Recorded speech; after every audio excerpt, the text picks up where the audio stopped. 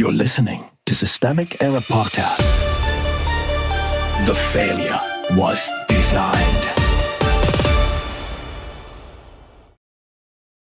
Republican strategist says might be planning a midterm surprise for Trump, based on an article by Matthew Russo. The real story is not Iran. It is who gets to name the threat. Power wears the flag, then hides behind it.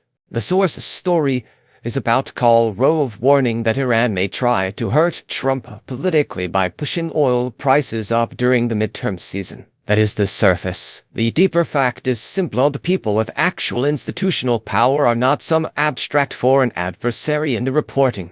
They are the president, the party apparatus, and the operatives who decide how war sanctions, polling, and messaging get packaged for voters. Rove is not describing a neutral security problem. He is describing a political risk to the Republican coalition. That is the real subject: how to keep a war, a presidency, and an election narrative from collapsing into the same mess. They moose downhill. The article's framing does a familiar trick. It elevates Iran as the looming saboteur while treating the damage already produced by U.S. choices as background noise. Rove himself notes that Trump has not achieved what the public supposedly wanted from the war: limits on Iran's nuclear program, or regime change favorable to the United States. That is not a side detail. That is the record. If the settlement is weak, the messaging sloppy, and the war unpopular, those are outcomes made by the administration and its allies. Yet the rhetorical energy in the source keeps drifting toward what Iran might do next, as if the political consequences are mostly the product of enemy cunning rather than policy failure. The war is also a polling problem. Rove is blunt that Trump's approval is low and that the Iran war is part of the problem, alongside the economy and Trump's erratic late-night posts. That matters because it reveals what the operatives actually fear: not strategic defeat in the abstract, but electoral damage inside the Republican coalition. The party is not being asked to confront the moral or strategic cost of the war. It is being asked to manage it. Message discipline is the tell. That phrase usually means the facts are bad, the decisions are hard to defend, and the public has started noticing. Gerrymandering as a sign of panic. Rove also warns that the Republican drive to gerrymander districts could backfire. That warning is useful because it cuts through the usual self-flattery. The same political machine that tries to rig maps still has to survive contact with actual voters, changing coalitions, and the limits of manipulation.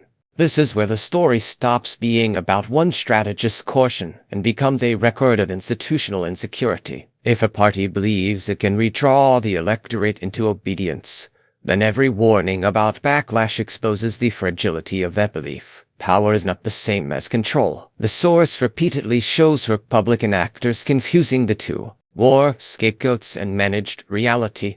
The most revealing part of the piece is not the prediction that Iran might move to raise oil prices. It is the assumption that foreign policy can be treated as a campaign environment to be managed, framed, and timed around Labor Day. That is a deeply political view of war, not as a grave national decision, but as a volatile asset that can help or hurt the home team. That is how responsible leadership erodes. Failures in war get translated into uncertainty.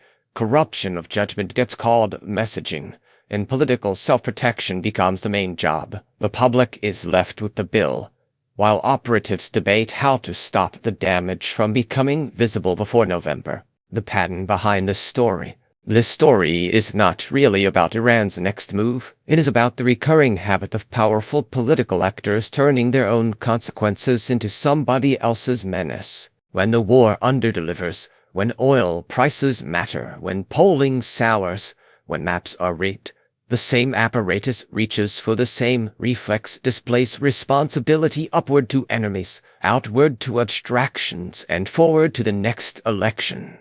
That is the system at work, not strategy, not seriousness, management of failure by people who still expect to profit from it.